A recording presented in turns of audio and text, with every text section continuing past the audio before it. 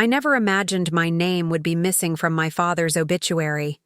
Yet there it was, printed in cold, unforgiving black ink in the local newspaper, like a second death. Survived by his beloved son, Nolan Karras. That was all. No mention of me, no word about the daughter he raised, the little girl he once held so tenderly. It was as if I had never existed. I stood in the kitchen, my hands trembling, clutching the crinkled paper, my 13-year-old son Eli at my side. My face burned, but I didn't cry. Not then. I was too numb. Eli looked up from his cereal, his hazel eyes flecked with green, searching mine, perceptive beyond his years, cautious. "What's wrong, Mom?" he asked quietly. I wanted to shield him from the truth, to say it was nothing, but I couldn't lie. "Your grandpa's obituary came out this morning," I said, setting the paper down gently. "They left me out. Completely." He frowned, leaning in, pretending not to understand, but I nodded. It wasn't an accident. The silence that followed was thick, suffocating, a heavy fog settling over the room. That was the moment I realized how invisible I had become. Not just to my father in death, but to the whole family, erased from the story they were writing without me. I was the rebellious daughter, the one who broke the rules, spoke her mind, married the man my father called a waste of time, divorced him, and raised my son alone. Now, I was the daughter they chose to erase. The memorial was in 2 days, organized by Nolan, naturally. He always had the spotlight, charming, flawless, the son my father adored. He inherited the house, the business, even the family dog was his favorite. It had always been that way. I wasn't invited to plan the service but was expected to show up and smile politely. I looked down at Eli, thinking of how often I told him that family is more than blood. It's about love. Even I struggled to believe it some days. That morning, as I brushed crumbs off my jacket, preparing for work, Eli appeared in the hallway holding a small wooden box, handmade, aged pine, simple and unadorned. My heart stopped. It was my father's box, the one he kept his cufflinks in when I was a child. "Where did you get that?" I whispered. Eli looked at me seriously. "Grandpa gave it to me months ago, secretly. He said, 'One day, they'll try to erase your mother. If that happens, open this and see what's inside.'" My throat tightened. Why hadn't he told me before? He opened the box carefully, revealing a plain, unlabeled flash drive. Suddenly, I couldn't breathe, the weight of grief, fear, and confusion wrapping around my chest like vines. "Do you think it's a message?" I asked, voice trembling. "I think it's for you," Eli said softly. For a long time, I just stared at the box, at the fire burning quietly in my son's eyes. And I saw it. What my father might have seen in me all along.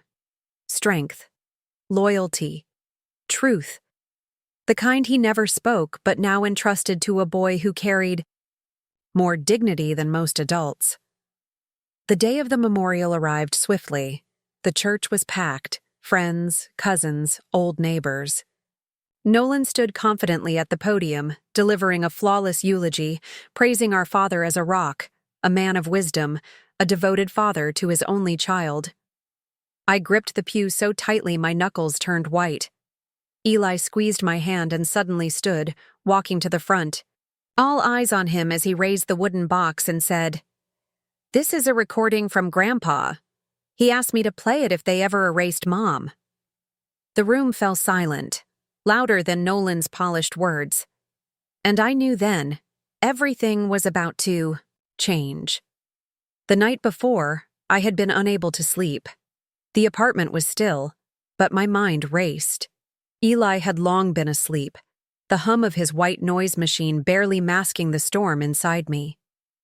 I sat on the edge of the couch, wrapped in my robe, staring at that flash drive resting on the table, heavy with the power to destroy or heal. I hadn't opened it yet, afraid it might be empty or filled with more pain. My father was never a man of warmth or easy affection. He believed in hard work, control, and especially silence. Silence was his weapon, especially when it came to me. Growing up in the Karras house was like living in a museum. Silent rooms, voices hushed, everything pristine. After Mom died when I was 9, the coldness grew. Nolan thrived there, becoming the obedient, masculine son who never questioned anything.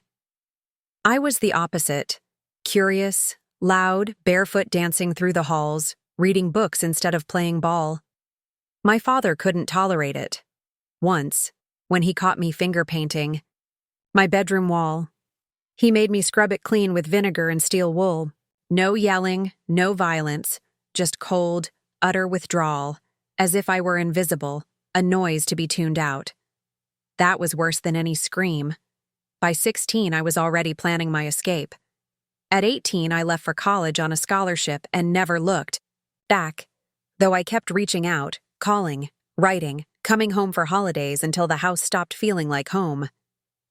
When I got pregnant with Eli, I told my father. No response.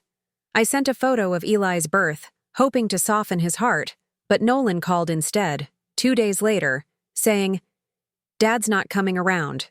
Don't expect him to." That was the D. Last I heard from Nolan until last week when he left a voicemail. Memorial Saturday, church on Willow, 11 a.m. Bring Eli if you want. No apologies, no questions, just cold instruction. Not once had I been consulted about the obituary, the will, or the service. It was all Nolan's domain, and apparently so was erasing me. I got up and walked to Eli's room, cracked the door open just enough to see him curled beneath his blanket, one arm thrown over his head like when he was a baby. My heart clenched. He deserved better than this coldness. He deserved family. I stepped quietly into Eli's room and sat gently at the foot of his bed. He stirred, one eye blinking, open, voice rough with sleep. "Hey," he whispered. "You okay?" I forced a weak smile.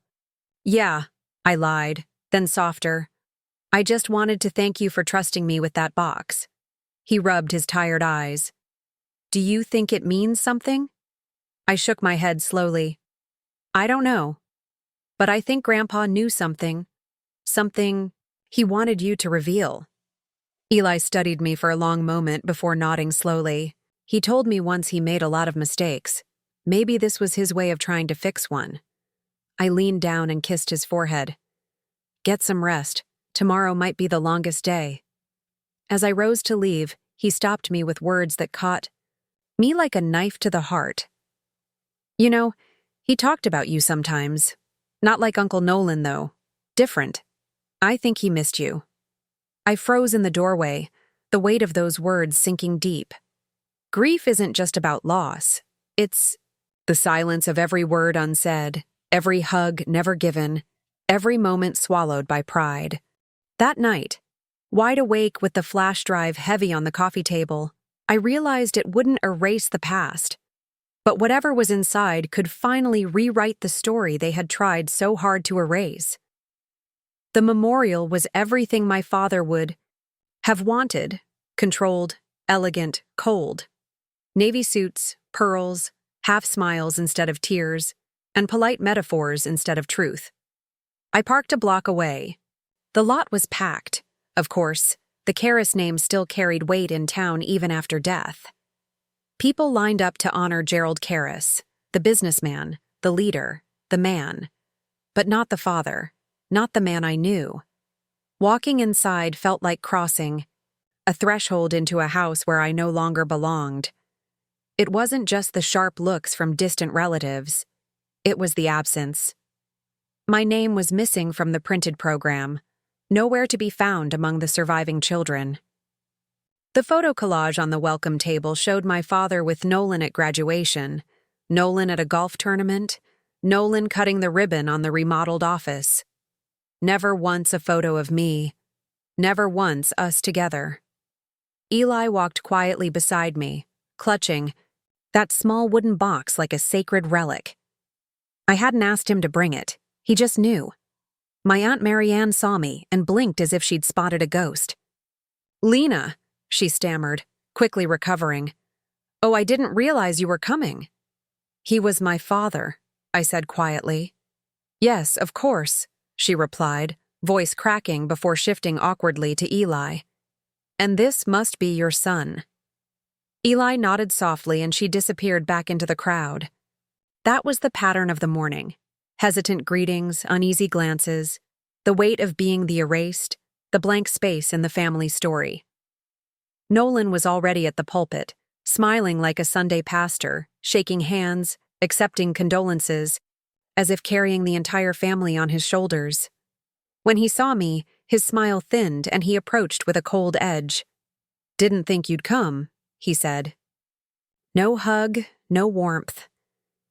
"Why wouldn't I?" I asked, voice steady but flat. "We weren't close, were we?" His words cut deep and silent. "I'm his daughter," I said firmly. "If you're here to make this about you, I'm here to say goodbye." He glanced at Eli and then the box. "What's that?" "Something Dad gave Eli," I said. Nolan raised a skeptical brow. "Never mentioned that to me. Maybe he didn't want to." His jaw clenched tightly. "Don't stir up trouble today, Lena. This is about honoring Dad, not airing grievances." He turned away, the polished politician with no room left for guilt. The service began with a choir singing, "It Is Well With My Soul," a hymn I remembered humming as a child in my room while drawing. Dad always knocked on the wall, telling me to turn it down. 3 speakers praised him, his discipline, generosity, loyalty. But not once did they mention me. When Nolan took the podium, my heart clenched painfully. He spoke smoothly, predictably, calling Dad a man of principle, hard work, order, and love for family. He said he hoped to pass those values on to his children someday. I blinked. No mention of me or us. Then came the words that shattered the room. I was blessed to be his only child. The silence that followed was suffocating.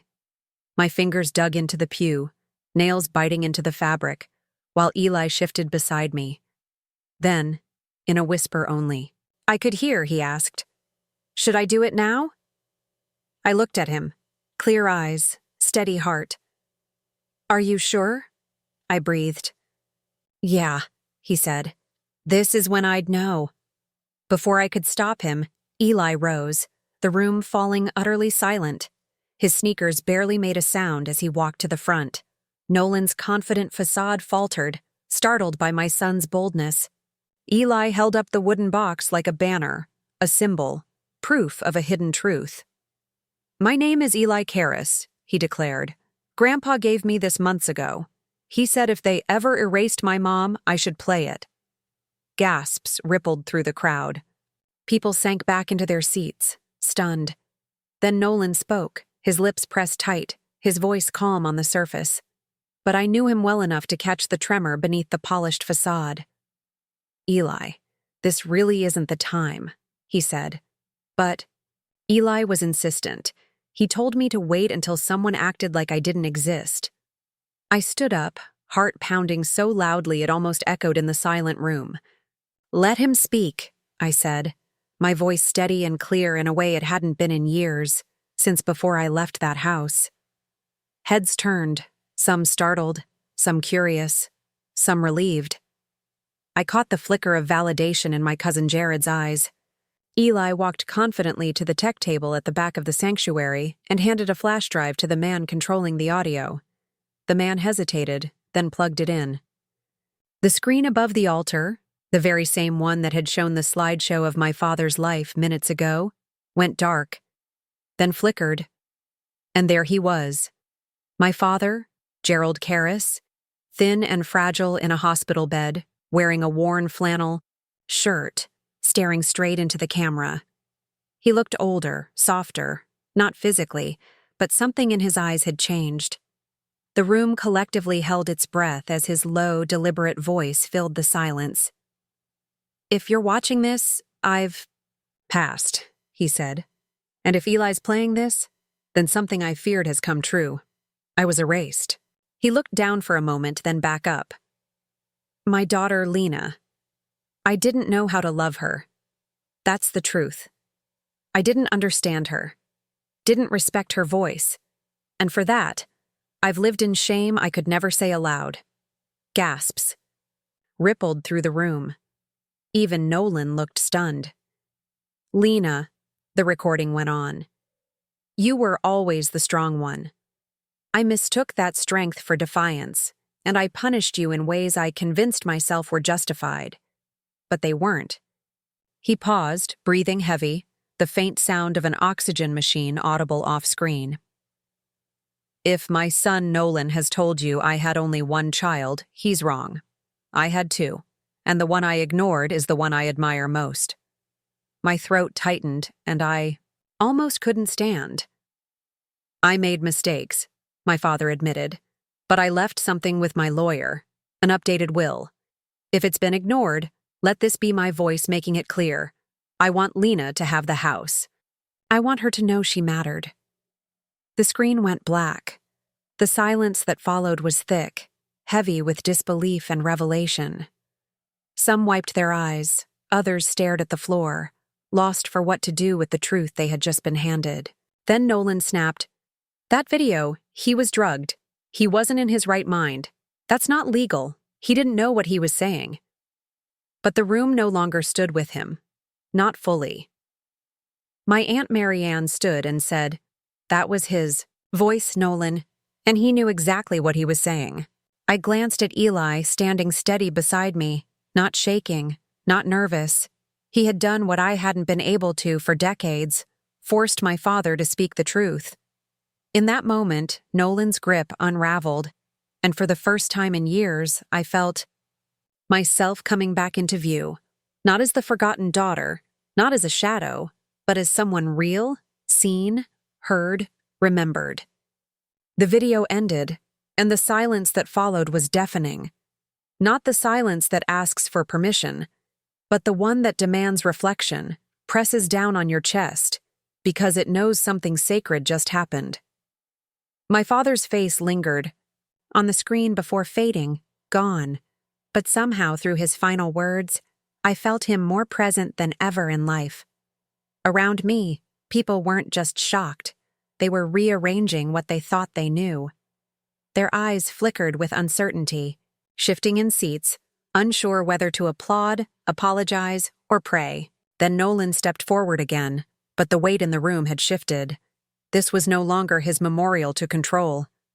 "That video doesn't change anything," he insisted, scanning the crowd. He was under medication, confused, didn't know what he was saying. "Lena, you can't come back at the 11th hour and rewrite history. You walked away, you left, you gave up." I felt something rise inside me, not anger, not pain, but something quieter and stronger. "I didn't give up," I said calmly. "I left because staying would have erased me long before that obituary did." I stepped forward and reached out. For years, I'd tried to mend things. He never met Eli, not because I didn't want him to, but because he never answered the door. Turning to the crowd, I wasn't speaking to Nolan anymore. I was speaking to everyone who had pretended I never existed. I didn't come here to fight. I came to say goodbye. But my son, our son, he came to tell the truth. And if you can't, respect that. Maybe you were never here to honor my father.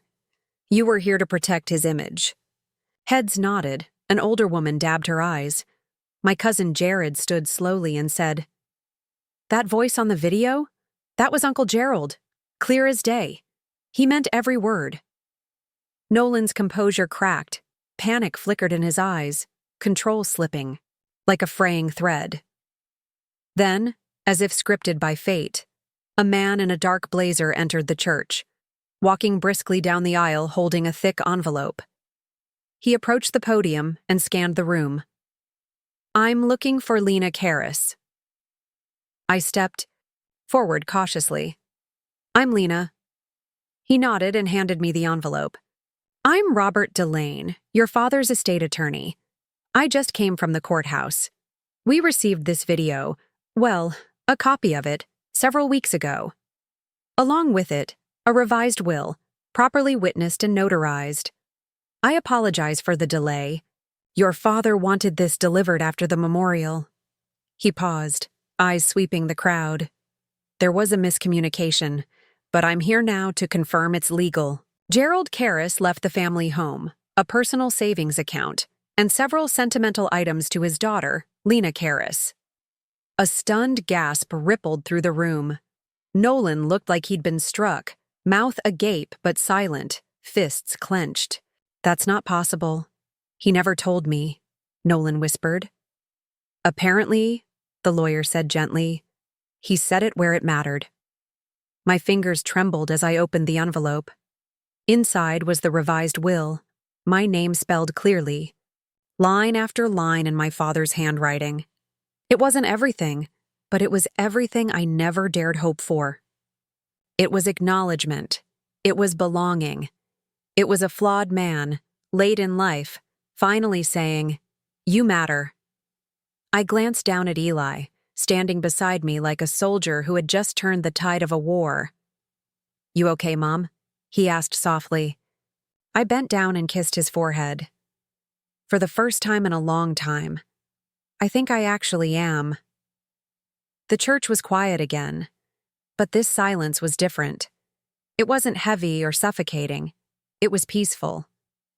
The truth had spoken, the air cleared, and the daughter they tried to erase was finally written back into the story. The next morning, I woke up in my childhood home, and for a moment I forgot where I was. Light poured through the curtains just like it used to when I was a teenager, lying awake, counting down the days until I could escape this place. But now, the house didn't feel like a prison. It felt still, somehow different. After the service, I hadn't planned to come back. Here, I thought I never would, but the lawyer handed me the keys. My keys. Eli looked at me and said, "We should go, for just a minute." So we did. We walked through each room. The furniture was different, cleaner, colder. Nolan had already begun modernizing the place, after Dad died, ripping out anything warm or familiar. In the living room, Eli stopped by the old bookshelf, now half empty, and ran his hand along its edge. "You used to read to me here, didn't you?" he asked. "Every time we visited Grandma's grave," I said. "We'd stop here after you were just a toddler." He smiled softly. "It feels weird, but not bad, like the house remembers you." I don't know if that was true, but it felt true. In the days that followed, word spread quickly. People who ignored me at the service started calling, some to apologize, some to explain, most to ask questions. I didn't return many calls. I wasn't interested in being pied or reconciled on someone else's schedule. One afternoon, Aunt Marianne stopped by with an old jewelry box, my mother's, that she'd kept after Mom died. "Dad never asked for it," she said quietly. Inside was the silver ring Mom used to wear every Sunday. I slipped it on my finger and felt something click back into place. "He should have given this to you years ago," Aunt Marianne said, eyes misty. "But I think deep down, he knew you were the only one who deserved it." Nolan didn't speak to me after the memorial, not once. From what I heard, he was furious with the lawyer, furious with the will, mostly furious that he'd lost control. But there was nothing he could do. The documents were clear. My father hadn't just said it. He had made it legal. For a man like Nolan, being outmaneuvered by the father he thought he owned must have been unbearable. But I didn't care about the house or the money. It wasn't about that. It was about the truth spoken, recorded, undeniable. It was about hearing my full name come out of my father's mouth, not as an afterthought, but as a confession, a tribute, an apology. People say death brings clarity. but I think it only magnifies what's already there. My father didn't suddenly change in those last days. He simply stopped running from the truth he'd always known deep inside. That he had wronged his daughter, and that she had never stopped being his child. Eli was the real hero. He didn't shout or accuse. He simply stood up and told the truth with a courage most adults never learn. A few weeks later, we sat in the backyard. The grass was overgrown, flower beds empty, but the sky was wide and open. Eli looked up at me and asked, "Do you think he was proud of me?" "I know he was," I said. "And if he could tell you now, I think he'd say, 'Thank you for doing what he couldn't.'" He nodded, quietly proud, then asked, "Are you going to stay here?" I looked at the house, the porch where I used to sit on summer nights, the hallway where I once swore I'd never come back, the creaky step at the top of the stairs that still groaned beneath my foot, just like it always did. "I think I will," I said. "For a little while. I don't want to run from it anymore. I want to make it mine." Maybe that's what healing really is. Not pretending the past didn't happen, not pretending it didn't hurt, but choosing to move forward with eyes wide open, shoulders back, and heart intact. For years I thought I was forgotten, unloved, rejected, but in the end, I wasn't erased. I was remembered by a father who couldn't say it in life, and by a son who made sure I was never silenced in death. So if you've ever felt cut out of your story, know this. The truth doesn't always come when you want it, but when it does, it speaks louder than 1,000 lies. Sometimes all it takes is one clear, brave voice to carry it. If this story moved you even a little, take a moment to like the video. It helps more than you know. And if you've ever felt like the forgotten one in your family, like your voice didn't matter, you're not alone. Leave a comment and share your story. I read everyone, and I'd love to hear yours. Share this with someone who needs the reminder that truth always finds a way. And if you want more real, raw, honest stories, make sure to subscribe and hit the bell so you never miss the next one. Thanks for watching, and remember, your story matters, even when others try to erase it.